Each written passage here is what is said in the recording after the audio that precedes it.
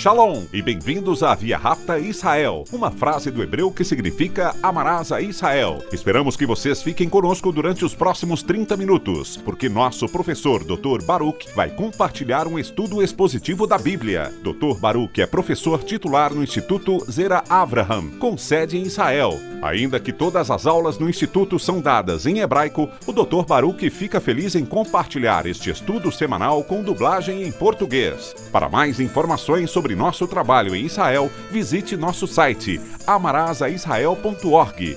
Fiquem agora com o Dr. Baruch e a aula de hoje.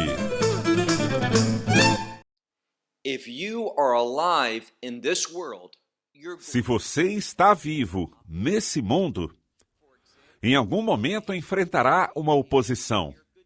Por exemplo, talvez você se encontre em um trabalho e escuta boas notícias.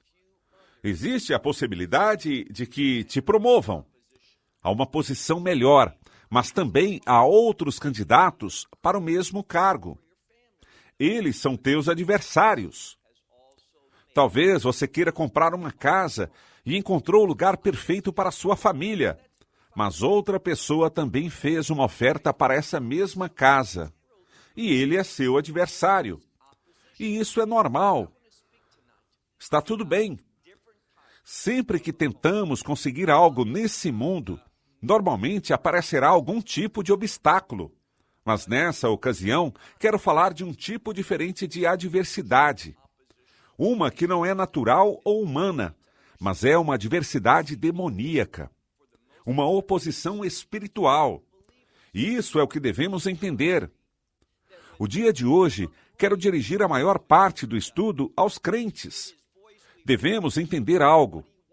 Quando decidimos servir a Deus, quando ouvimos a sua voz, lemos em sua palavra o que Ele quer que façamos e nos submetemos a Ele, encontraremos oposição. Se não conhecemos os princípios de uma guerra espiritual, se não sabemos como derrotar essa oposição, então terminaremos sendo vencidos. E para aqueles que não são crentes, isso é o que frequentemente acontece. Sequer se dão conta de que estão em uma batalha. Estão vivendo suas vidas. E pode ser que as coisas, na perspectiva deles, não vão nada mal. Têm um bom trabalho, filhos maravilhosos, estão agradecidos por suas esposas e vão pela vida, relativamente acomodados, contentes e felizes. Mas esse é o problema. Tudo isso, visto que não encontraram uma grande oposição, têm sido moderadamente exitosos, ou muito exitosos. Mas o problema aqui é que tudo isso talvez tenha te deixado totalmente sem nenhuma preparação para a eternidade. Quando você estiver diante do juízo de Deus, perceberá que foi enganado, que você não está pronto para a era vindoura, para entrar ao reino de Deus. E tudo o que você viu, tudo o que você pensou que era importante, tudo isso terá terminado. E você se encontrará em uma nova dimensão, num mundo espiritual, no qual não terá meditado muito. E ali não encontrará só uma mera adversidade, mas a destruição eterna. Em outras palavras, o que hoje compartilharemos é um tema muito, muito importante que tem implicações, sérias implicações para essa era, mas também para a eternidade. Peguem suas Bíblias e venham comigo ao livro de Mateus, capítulo 14. Evangelho de Mateus, capítulo 14. Nessa passagem, uma e outra vez, vemos a frase de imediato. E isso fala de algo que é urgente. Entretanto, quando lemos isso, pode ser que não entendamos a urgência. Mas essa é a razão. A urgência vem de um ponto de vista espiritual, e não por uma perspectiva humana. Quando lemos Mateus capítulo 14, iniciando desde o versículo 22, o primeiro que diz é que, de imediato, Yeshua fez com que seus discípulos subissem ao barco e fossem diante dele. E eu sublinharia a seguinte frase: ao outro lado. Se você está familiarizado com a maneira de escrever, não só da Bíblia, mas com outros textos históricos desta mesma época, em outros textos que têm conotações espirituais, esta frase, o outro lado, quase sem exceção, tem a ver com o outro mundo. O mundo espiritual e demoníaco. Mas aqui há algo que é certo. A maioria das pessoas não pensa nisso. E o problema é que isso é exatamente o que o inimigo quer. Ele não quer que você esteja consciente de que você tem um adversário sobrenatural. Ele não quer que você creia na realidade da atividade demoníaca nesse mundo perdido.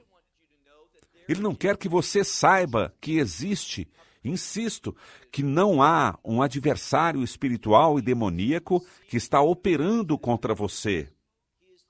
Ele quer te enganar, como muitas vezes já o dizemos. Ele é o pai da mentira. Ele pratica um engano de forma constante.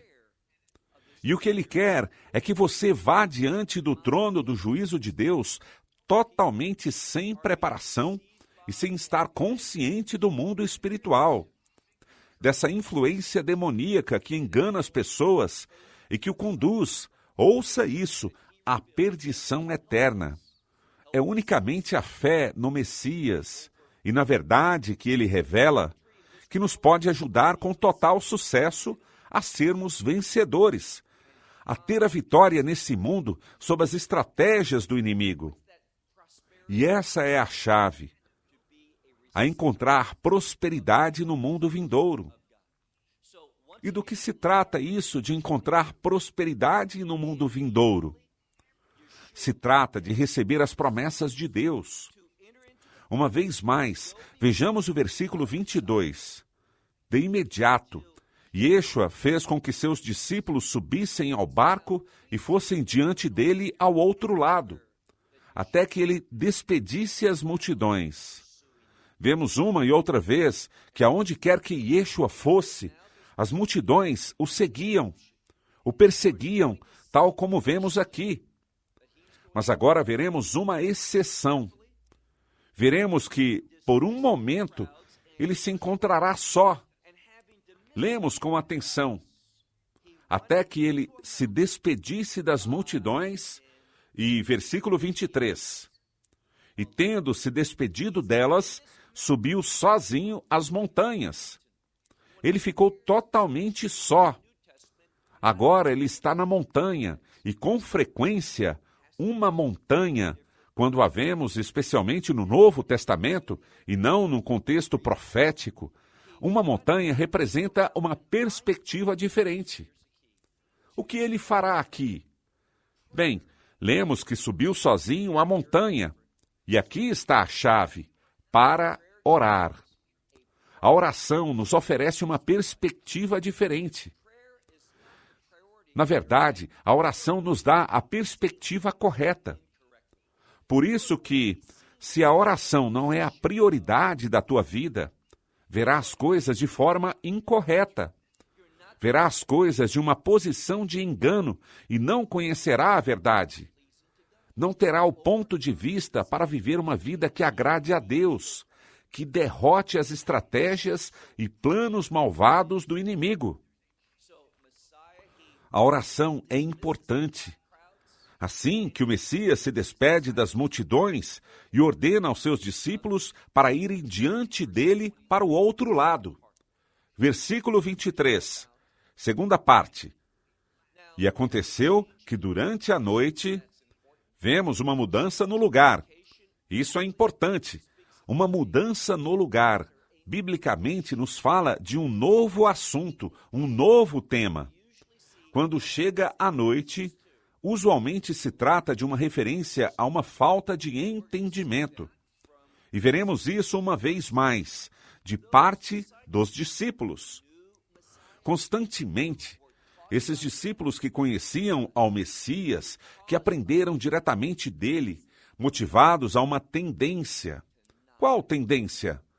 a não crer, a não fazer uso da fé. E o que é a fé? Como tenho dito com muita frequência, há uma relação entre a fé e a verdade de Deus. A fé é se submeter à verdade das Escrituras. Uma das coisas mais sábias que você pode fazer é perseguir as verdades bíblicas. A segunda coisa mais importante é, depois de ter descoberto essas verdades e vê-las reveladas em sua palavra, então aplicá-las à sua vida. Essas duas ações, buscar a verdade e aplicá-la à tua vida, implementá-la à tua conduta, são a forma para derrotar a oposição espiritual. Então, ele sobe a montanha sozinho para orar. E quando chega à noite, ainda estava só. Versículo 24. Mas o barco está vinculado aos discípulos. E lembre-se que ele os enviou ao outro lado. Isso, se entendemos a terminologia bíblica, se entendemos o contexto das Escrituras, sabemos que eles se dirigem aos domínios do inimigo.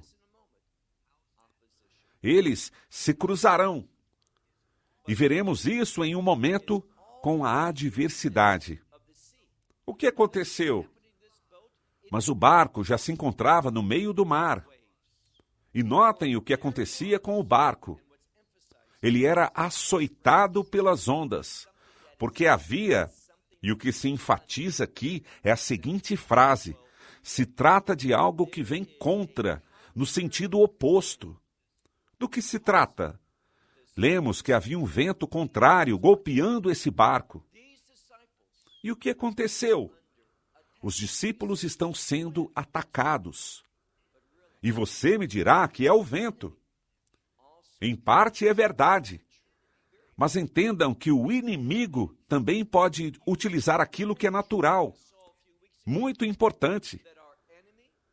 Com frequência, o inimigo usa o que é natural. Vemos há algumas semanas que o inimigo, muitas vezes, é um instrumento humano utilizado pelo diabo. E, portanto, esses discípulos estão enfrentando uma oposição. E não somente uma oposição comum, mas ao ler aqui, vemos que é a 4ª vigília da noite, mas é bem tarde. Quando lemos anteriormente, o versículo 23 dizia que estava chegando a noite, mas era de tarde, ou um pouco mais tarde.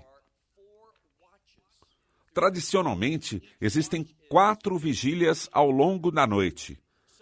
Cada vigília dura 3 horas. Então, se encontravam em uma hora entre a 9ª e a 12ª hora. Em outras palavras, tinham remado e tentaram chegar ao outro lado. Um percurso que eles pensavam que podiam conseguir chegar em mais ou menos 1 hora. Mas o que aconteceu? Hora após hora passou. Estão agora no centro dessa adversidade. Esse não é um evento normal. Isso não é algo que eles experimentavam com frequência em suas vidas. Que não podiam chegar ao outro lado. Eles eram pescadores. Mas notem que devido aos golpes dos ventos contrários contra o barco, o que houve? Veremos que esses homens tinham medo. Os discípulos. Versículo 25. E é durante essa 4ª vigília que Yeshua foi a eles. Estava se aproximando deles, caminhando. E notem bem isso, caminhando sobre o mar. A maioria de nós conhece esse milagre. Ouvimos relatado em outros evangelhos da Bíblia, também quando ele caminha sobre a água. Essa não é uma atividade humana normal. Recordem que Yeshua é totalmente homem, mas também é totalmente Deus. E o que descobrimos é que com ele todas as coisas são possíveis, o que é bom. Por quê? porque temos um inimigo sobrenatural. Encontraremos oposição. E somente através do nosso Senhor e Salvador, nosso Mestre, nosso Senhor, alguém com quem todas as coisas são possíveis, incluindo a vitória através dele e os ensinamentos que ele nos traz, a verdade que ele nos revela, podemos ter vitória e conhecer a prosperidade. Ou seja, Deus é um Deus de bênçãos. Mas o inimigo, e me refiro a Satanás, ele não quer que recebamos a bondade e bênção de Deus. Ele quer que experimentemos a maldição e a morte eterna. Essa é a motivação dele. Mas o Messias, notem que no meio dessa experiência aterradora, estava a adversidade que os discípulos experimentavam. Se aproximou deles, caminhando sobre as águas. Sigamos lendo. Vejamos o versículo 26. E os discípulos, quando viram sobre o mar caminhando, o que eles sentiram? Bem, lemos que eles se perturbaram. Essa palavra significa, talvez, que tinham medo. Mas essa palavra é frequentemente utilizada para aquilo que causa confusão. Eles estavam perturbados. Estavam confundidos por aquilo que viram. Primeiro, eles não entenderam que ele era seu Senhor e Salvador. Não se deram conta de quem se aproximava deles. Não percebiam as coisas de maneira adequada. O que o Messias estava fazendo antes disso? Orando. E não vemos em nenhum dos relatos desse evento. Seja no Evangelho de Mateus ou Marcos, onde for. Não vemos que os discípulos haviam orado. Por quê? Porque, apesar de que estavam enfrentando uma oposição espiritual, eles não a entenderam dessa maneira. Não se dedicaram a orar. Somente fizeram seu maior esforço em remar e remar e remar para poder chegar ao seu destino, mas não puderam. Passaram horas e mais horas no mar da Galileia, tentando chegar ao outro lado. E agora Yeshua se aproxima deles caminhando sobre as águas. E quando o veem, ficam perturbados, dizendo, isso ou esse é um fantasma. E pelo medo, eles gritaram. E que palavra vem depois? De imediato, ele disse a eles, ou seja, Yeshua disse a eles, sejam valentes. Agora, esse é um mandamento e o diz de uma maneira muito pessoal. Vocês, falando aos discípulos, sejam valentes. E notem a última palavra desse versículo, ou a última parte. Muito importante. Uma das coisas que mais me chateiam é quando os tradutores não traduzem o que realmente está escrito. Temos as palavras ego ami. Duas palavras. Eu sou. É o que diz aqui. Recordamos que essa palavra ou frase eu sou se refere a Deus. O que vemos, e a Escritura nos mostrará algo, o documentará em um momento. Esse que caminha sobre as águas em direção a eles não é um fantasma. É o grande eu sou. Ou seja, ele é Deus no meio deles. Mas eles estavam confusos e não entendiam a riqueza espiritual da sua presença, nem da sua relação com ele. Eles não entendiam o recurso espiritual que eles podiam utilizar contra essa oposição. E isso não é uma exceção. Assim, é como vive a maioria das pessoas. Certamente aqueles que não são crentes é porque não têm recursos espirituais. Eles estarão totalmente derrotados diante da era vindoura, o que virá depois da morte. Mas, se você é um crente, Você tem grandes recursos, abundantes recursos, recursos ilimitados e maiores do que aquele que está no mundo. Mas o problema é esse. Tendemos a não enfatizar isso ou a não entender o que podemos fazer com ele, com essa relação de pacto novo com o Filho de Deus. Então, o Messias vem e diz: não temam, tenham ânimo, porque no final do versículo 27, eu sou. E notem a relação na palavra. Ele diz, eu sou. E logo diz, não temam. Mas Pedro, sem Pedro, certo? Mas Pedro, respondendo-lhe, diz, Senhor, se é você, um termo que expressa dúvida, se é você, ordena que eu vá a ti sobre as águas. E alguns dirão que isso foi algo bom que Pedro disse.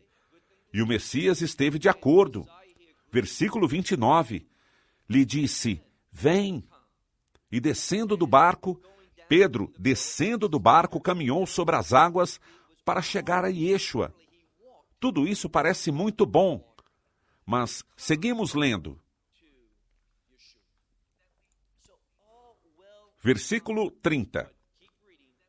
É muito importante que tenhamos a perspectiva correta, que foquemos, que vejamos o que devemos ver e não o que não devemos ver.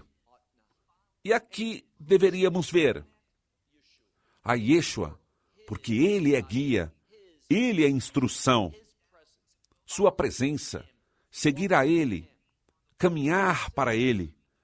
Mas notem o que diz.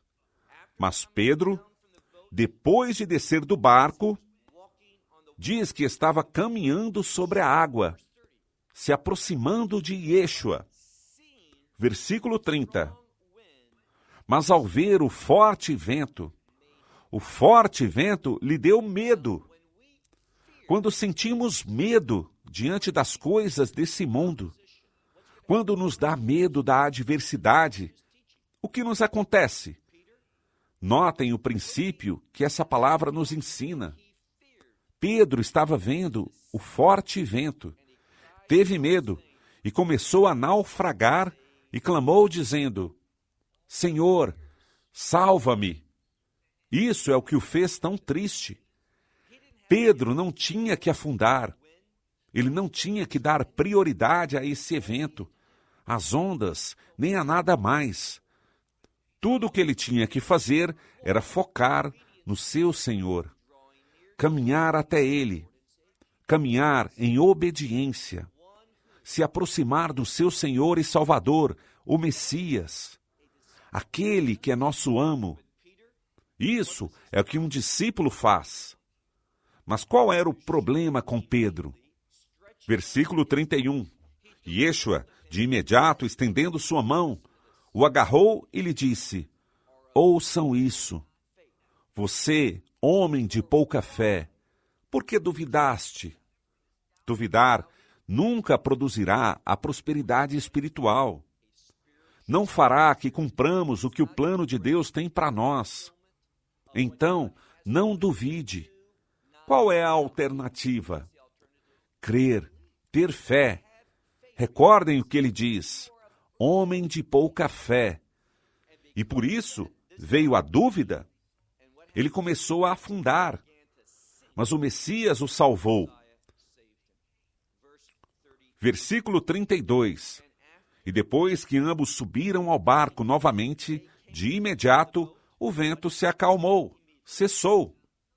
E o que eles fizeram quando viram isso? Diz que, e todos no barco vieram e lhe adoraram, dizendo, verdadeiramente ele é o Filho de Deus.